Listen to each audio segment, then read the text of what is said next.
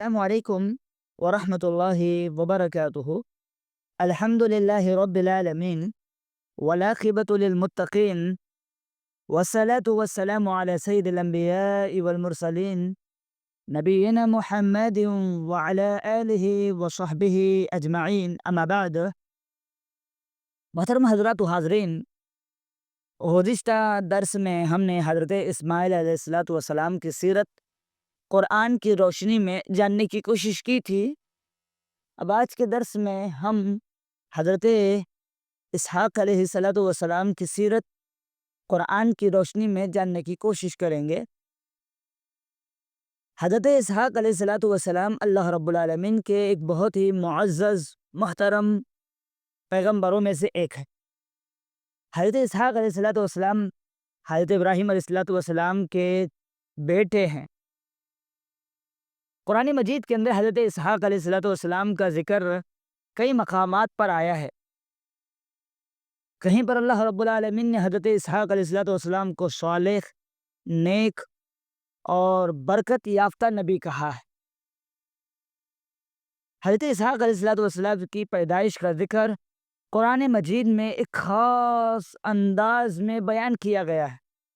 جب حضرت ابراہیم علیہ السلام کے یہاں فرشتے مہمان بن کر آئے اور آ کر ان کو ایک بیٹے کی خوشخبری دی، تو ان کی بیوی حضرت سارہ، چونکہ اس وقت وہ بوڑھی ہو چکی تھی، انہوں نے آ کر یہ بات کہی جس کا ذکر قرآن مقدس کے اندر اللہ نے کیا کہ ابراہیم کی بیوی کھڑی ہوئی تھی، وہ ہنس پڑی اور ہم نے اسے اسحاق اور اسحاق کے بعد یعقوب کی بشارت دی۔ حضرت سارہ علیہ السلام نے بڑے حیرت کے ساتھ، بڑے تعجب کے ساتھ کہا کہ میں بوڑھی ہوں، میرا شوہر بھی بوڑھا ہو چکا ہے، کیا میں ماں بن سکتی ہوں؟ یہ تو بڑی عجیب بات ہے۔ تو فرشتوں نے جو جواب دیا تھا وہ یہ تھا کہ اللہ رب العالمین کا حکم ہے اور یہ اللہ کے لیے بہت آسان ہے۔ اللہ تعالیٰ نے حضرت اسحاق علیہ السلام کو برکتوں والا نبی بنایا اور انہیں نیکی، عدل اور ہدایت کی راہ پر قائم رکھا۔ حضرت اسحاق علیہ السلام کو بھی حضرت ابراہیم علیہ السلام اور حضرت یعقوب علیہ السلام کی طرح توحید اور دین کی تعلیم دی گئی۔ قرآن مجید نے اس بات کا ذکر کیا کہ ہم نے اسے ابراہیم کو، اسحاق کو اور یعقوب عطا کیے۔ ہم نے ابراہیم علیہ السلام کو اسحاق اور یعقوب عطا کیے اور سب کو نیک بنایا۔ اور ہم نے ابراہیم، اسحاق اور یعقوب علیہ السلام کو امام بنایا جو ہمارے حکم سے رہنمائی کرتے تھے، اور ہم نے ان کی طرف نیک کاموں کو کرنے، نماز قائم کرنے، زکوٰۃ دینے کی وحی کی، اور وہ ہمارے عبادت کرنے والے تھے۔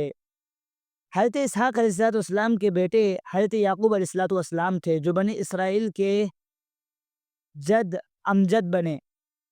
آپ کی نسل میں کئی انبیاء پیدا ہوئے جن میں حضرت یوسف علیہ السلام، حضرت موسیٰ علیہ السلام، حضرت داؤد علیہ السلام، حضرت سلیمان علیہ السلام اور دیگر نبی شامل ہیں۔